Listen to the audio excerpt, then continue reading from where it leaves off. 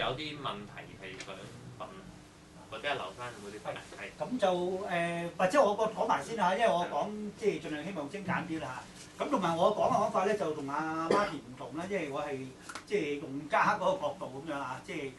因為其實最初咧冇諗住賣機嘅，即係人民作會啊。咁最初就即係我自己即係追 iPad 追一路追落去嘅，咁就即係諗住係主要擺呢樣嘢啊，即係睇我屋企有成幾十萬本啊，即係啲電子書啊，因為啲方法唔好問點得嚟啦，即係總有方法幾十萬本啲電子書咁樣。咁啊，如果冇方法睇咧，就嗰啲好麻煩，因為印出嚟就好麻煩嘅，即係屋企都印咗好多㗎啦。因為如果唔印出嚟咧，其實基本上喺電腦就好難睇到嘅，因為光殘啊，呢個最主要嚇。咁所以咧就即係後尾知道嘅，即係 iPad 啦，即係 iPad 我諗大家都知咧，就係好正嘅，快靚正咁樣嚇。咁就即係變咗睇書咧，當時傾係好好嘅一個即係睇書個媒介啦嚇。咁就我嗰陣時當時都考慮買 iPad 嘅，因為睇到我嗰啲即係幾廿萬本電子書啦，即係唔係好方便啊。即係以往喺電腦嗰度最大問題係乜嘢咧？就係你 fix 咗喺某個位。咁但係 iPad 開始咧就係佢周圍拎都得，好方便咁樣。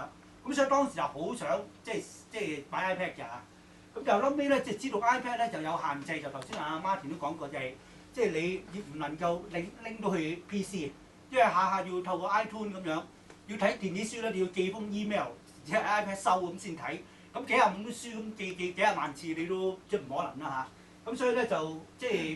係知道 iPad 之外，仲有其他類似嘅類型嘅電子書咧，咁我就放棄 iPad 咁樣。咁我第二部咧，其實我買埋5、6部啊，即係呢啲即係如果唔同類型嘅。咁我講大概嗰個經驗啊，即係同埋我講翻最重要就係即係我目的就係想講就係即係你知道呢啲類型嘅產品嗰個即係對你個功能係點樣啊，個價值係點樣？呢個反而比較緊要，反而就唔係限於某一類啊。譬如第二部咧就係 Android 嗰啲機ePad， 我諗唔知大家有冇聽過，因為係中國啲山寨機嚟嘅唔係嗰啲 Galaxy Tab 咁出名啦。咁但係咧就佢有個優點就係 iPad 冇嘅，所以我嗰陣時咧就直買咗啦，因為最主要佢撚到出去 PC，因為我個目的係睇書啊嘛，特別係我有嗰啲幾廿萬本電子書咁樣iPad 做唔到但係呢個做到啦咁樣嚇。其實而家作為一般睇電子書，其實呢兩部其實完全 OK 嘅，即係如果你睇書嘅意思就係即係比較消閒性，譬如睇下雜誌、睇下啲短文咁樣即係最好就半個鐘頭之內嗰啲，因為佢係如果講速度各方面咧，就好過晒其他啲嘅，即係特別係 iPad、Galaxy Tab， 即係佢嗰種功能，嗰種快速嗰種多媒體，特別係彩色即係會斬下，譬如嗰類嘢嚇。咁就但係有問題咧，就係即係 Android 機咧，即係我諗呢都即係慢慢淡出，俾我細路用或者冇用嚇。咁點解？因為咧嗰啲功能咧都係有限制，即係而家俾起佢自己部 desktop。咁最主要限制係乜嘢咧？就係即係就算撚到出去 PC 都好咧，佢嗰個 format 唔係完全支援嘅。就算頭先我即係講已經話支援好多格式都好啦，大家要留意嗰個支援唔係100%嘅，因為始終係即係唔係 PC 嘅嗰啲檔案，100%支援嘅咧就冇第二種嘅，一定係 PC。即係你所以諗咩 E 英嗰啲冇得支援，因為就算睇到 DOC 檔、睇到 PDF 檔都好，好多時都係會有啲走位，因為佢係唔係100%嘅。咁所以咧就即係後來咧，我就主要如果係好方便睇書咧，我就用 Windows 7嘅 Tablet。所以我唔係推銷呢部，因為呢部我哋會冇得賣嚇，因為呢個係山寨機咧，亦都係因為我最初試咧就係希望試到好咧，先至即係買部好啲咁樣嗱，咁呢部咧，其實我即係如果睇書，如果佢係講速度方便咧，我就其他都唔用㗎啦，甚至 E 英都唔用。譬如即係喺一啲即係好快嘅場合，要好快去睇，譬如備課咁樣搭地鐵咁樣好快咁要睇嘅時候，即係始終咧，即係佢方便好多嘅，即係個功能亦都強好多，因為佢根本就係 PC 即係嘅機種嚟嘅。咁所以如果你嘅目的係好方便睇功能好多嘅，其實應該最好呢種，即係我自己認為當然如果淨係講話。即係一啲 entertainment 嗰啲，你梗係即係 iPad 啦嚇，因為 iPad 嗰啲係山寨機幾錢啊？山寨機3000蚊，早期即係應該漢王好似都成6000蚊喎，喺高登，我呢度近高登成日行過咪去睇睇咯嚇。咁同埋咧就 iPad 都差唔多呢個價喎。係呢啲好平，呢啲好平嚇，同埋又佢可以放一個即係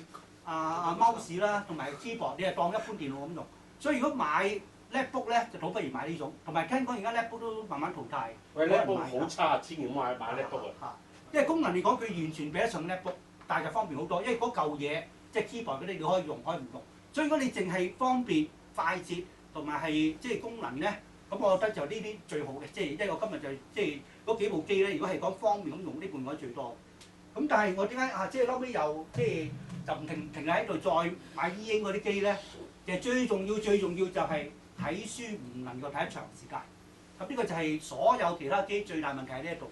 譬如睇呢啲，就算係即係 Windows 7呢啲，功能好強、好快，做到好多嘢。即係編輯嗰啲同 PC 冇分別㗎嘛。特別你插咗 keyboard，插咗咧係 mouse 之後，咁你當佢一本 notebook 咁用，即係 laptop 咁用啦。功能同 laptop 差唔多，但係方便過 laptop 咁樣嚇。第一個問題就係、如果你目的係睇書，因為我主要最初追呢啲咧，其實就唔係啲時下青年咁樣啦，即係追嚟過癮打機嗰啲上網玩嗰啲，因為嗰啲你即係即係我諗青年人就會比較即係着重啦。咁但係我個人就係希望真係睇書嘅，因為一方面係方便啲啦，攬住周圍睇到啦，唔係好似 desktop 咁樣啦。咁另一方面咧就係、